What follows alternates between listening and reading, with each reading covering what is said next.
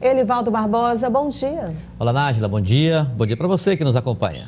Qual a sua avaliação, em relação à visita do ministro da Educação ontem aqui em Teresina? Olha, é interessante. Afinal de contas, trouxe aí benefícios para os municípios através do programa O Caminho da Escola, equipando prefeituras com o transporte escolar de alunos da zona rural para as cidades, beneficiando 32 prefeituras, 32 ônibus. Agora também proporcionou um momento importante na relação institucional, digamos assim, de contrários.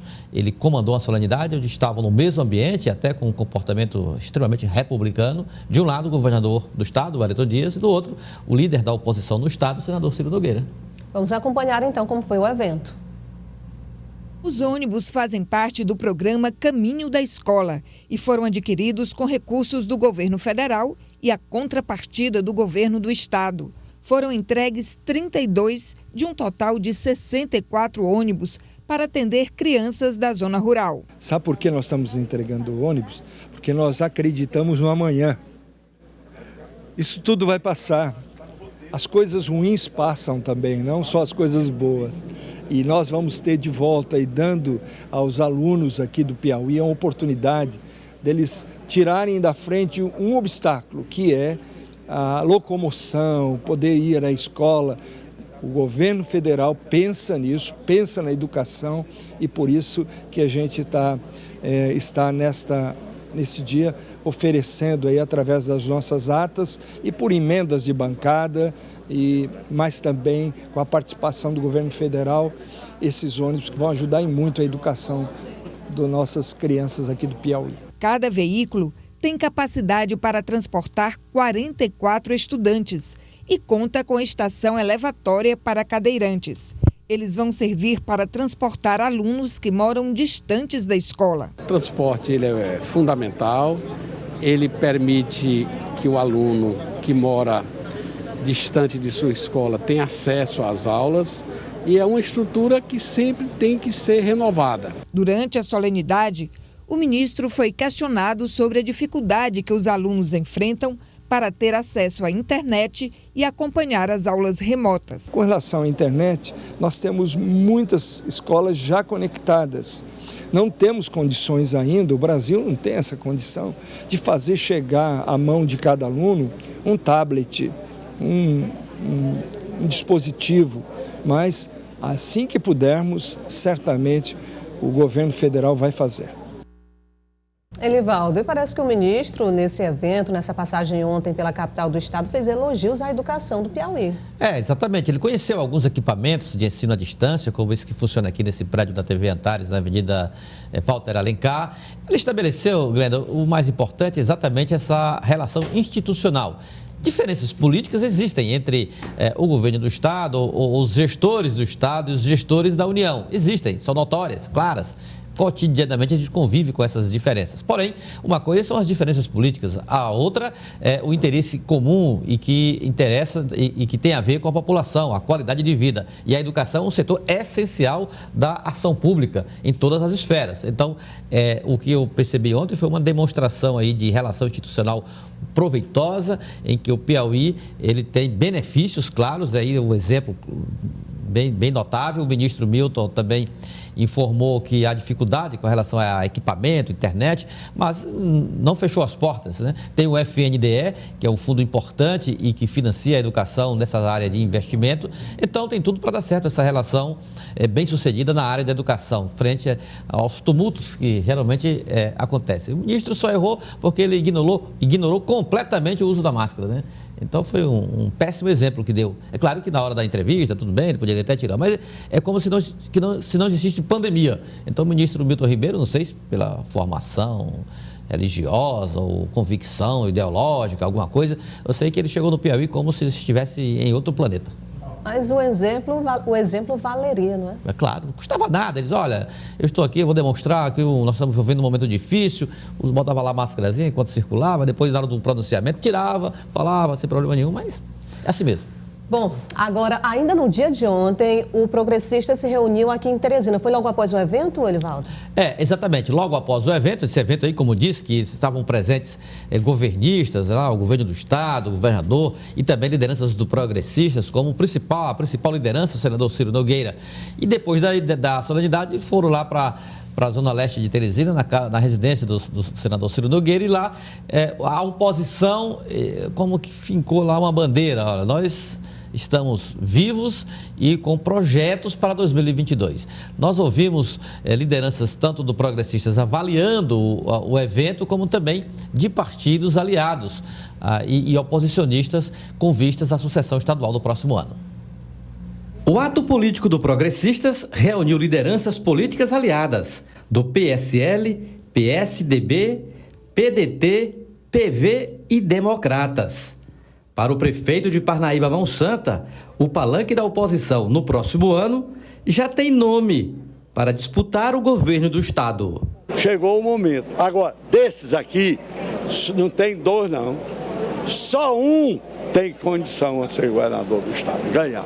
É o Ciro Nogueira. O presidente estadual do Progressistas, Júlio Arcoverde, avalia o encontro e aponta perspectiva para a oposição na sucessão estadual do próximo ano. Nós estamos conversando para fazer uma grande chapa de deputados federais, uma grande chapa de deputados estaduais.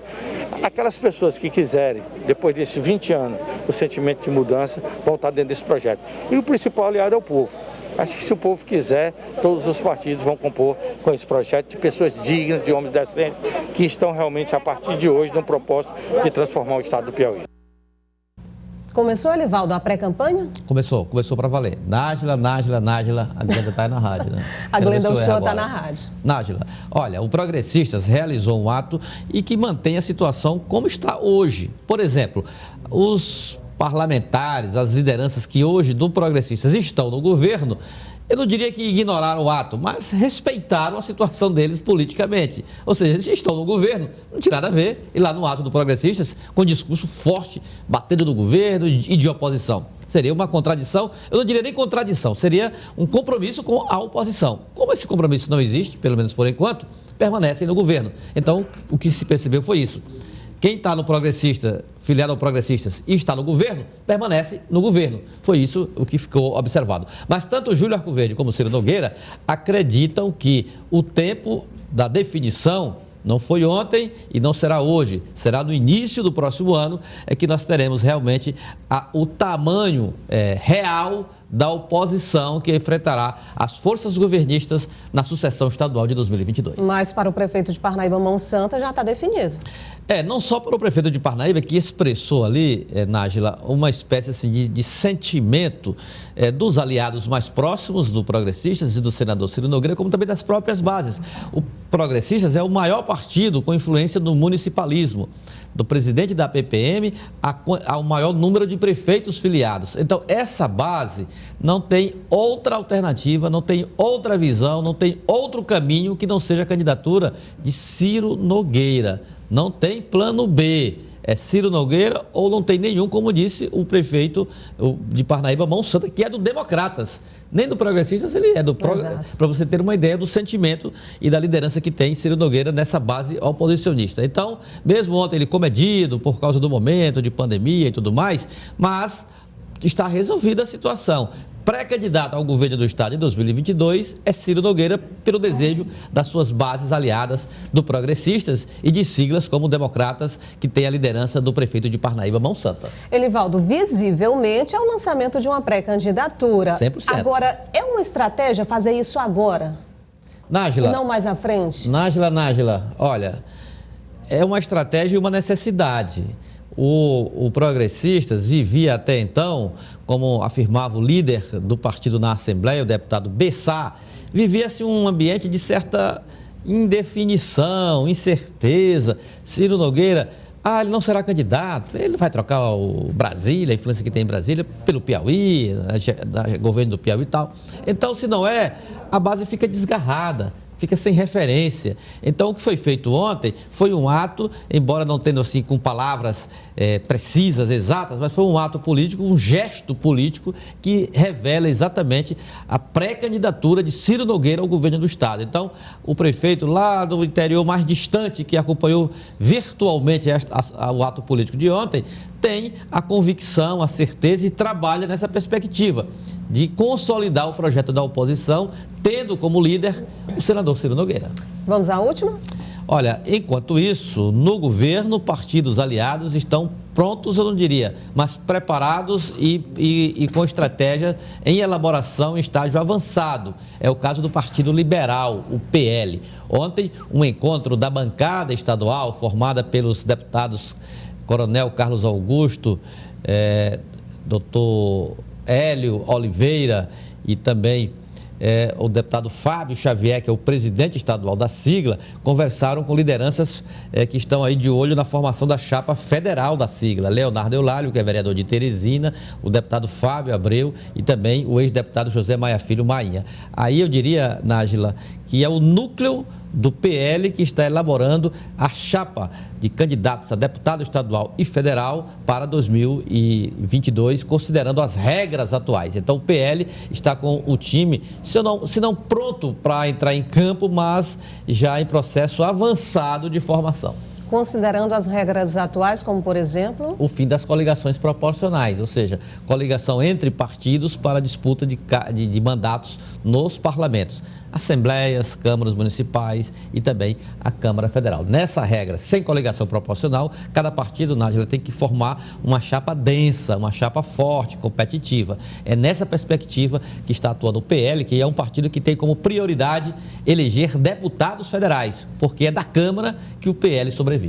Tá certo, Elivaldo Barbosa, muito obrigada. Até amanhã. Agora você volta para a Rádio Cidade Verde, onde está no ar o Acorda Piauí com Joelson Jordani e a Glenda Uchoa. Agora sim eu vou conversar com a Glenda Uchoa, né? Porque aqui você? É com Nájila Rodrigues. Nájila Fernandes. Porque a Nájila Fernandes, nós vamos nos encontrar novamente daqui a pouco no Cidade Verde Notícias. A partir do meio-dia, lá na Rádio Cidade Verde. E já que eu falei Rodrigues, manda aqui um abraço para nossa amiga Nádia Rodrigues. Que logo, logo estará de volta aqui no comando do Notícia da Manhã. Bom dia, até o nosso próximo encontro. Bom dia. Tchau, Elivaldo. Obrigada.